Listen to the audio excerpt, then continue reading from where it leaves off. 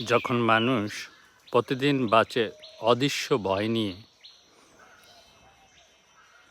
তখনই নিরাপত্তাহীনতার ক্ষত তৈরি হয়।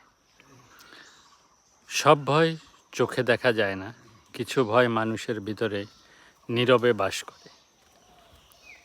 আজ অসংখ্য মানুষ প্রতিদিন ঘুম থেকে ওঠে একটি অদৃশ্য চাপ নিয়ে। যদি আমি ব্যর্থ হই, যদি মানুষ আমাকে ছেড়ে যায়, যদি আমি নিরাপদ না থাকি। অর্থনৈতিক অনিশ্চয়তা, সম্পর্কের ভাঙন, সামাজিক বিচার, ভবিষ্যতের ভয়, সব মিলিয়ে মানুষ ধীরে ধীরে ভিতরে ভিতরে ক্লান্ত হয়ে পড়ে। মনোবিজ্ঞান বলছে, দীর্ঘদিন নিরাপত্তাহীনতায় ভুগলে মানুষের মধ্যে জন্ম নিতে পারে অতিরিক্ত উদ্বেগ, মানসিক অস্থিরতা, আত্মবিশ্বাসহীনতা, সামাজিক ভয় এবং একাকিত্ব। অনেক মানুষ বাইরে শক্ত দেখায়, কিন্তু ভেতরে প্রতিদিন নিজেকে রক্ষা করতে করতে সে মানসিকভাবেই ভেঙে পড়ে। বাঙালিয়ানা আধ্যাত্মিক দর্শন তাই বলে, ঝড়ের ভয় নদীকে থামাতে পারে না, কারণ নদী জানে তার গন্তব্য আছে।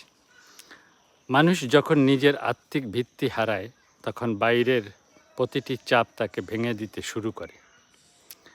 আজ সমাজে মানুষকে এমন এক প্রতিযোগিতায় ফেলেছে, যেখানে সবাই নিজেকে প্রমাণ করতে ব্যস্ত।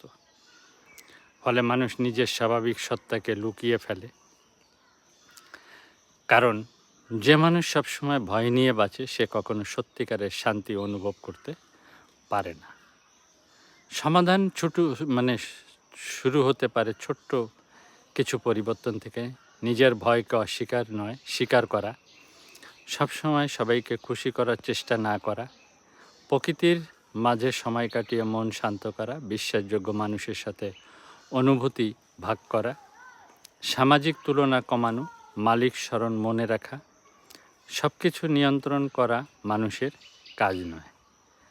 কারণ নিরাপত্তা শুধু দেয়াল থেকে আসে না, নিরাপত্তা আসে অন্তরের স্থিরতা থেকে।